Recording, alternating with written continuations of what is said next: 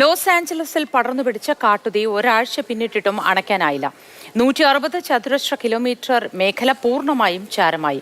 1.5 ലക്ഷത്തോളം പേരെ ഒഴിപ്പിച്ചു. ഇതുവരെ 25 പേർ വെന്തുമരിച്ചു.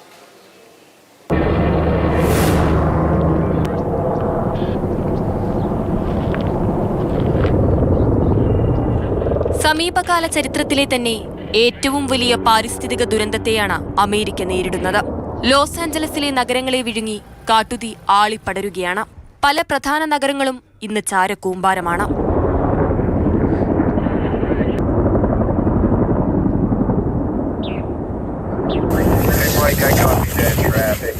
കൂടുതൽ പേരെ ഒഴിപ്പിക്കാനുള്ള നടപടികൾ പുരോഗമിക്കുന്നു.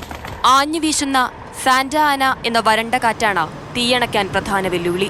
കാറ്റിന്റെ തീവ്രത വർദ്ധിച്ചുവരുന്നത് സ്ഥിതി കൂടുതൽ വഷളാക്കും. ശക്തി പ്രാപിക്കുന്ന കാറ്റിനെ നേരിടാൻ നഗരഭരണകൂടവും അഗ്നിശമന സേനയും അതീവ ജാഗ്രതയിലാണ്.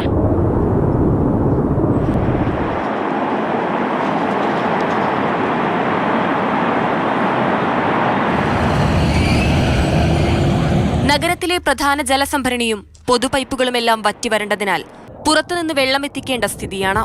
10,000-ലധികം കെട്ടിടങ്ങൾ ഇതിനകം അഗ്നിക്കിരയായി.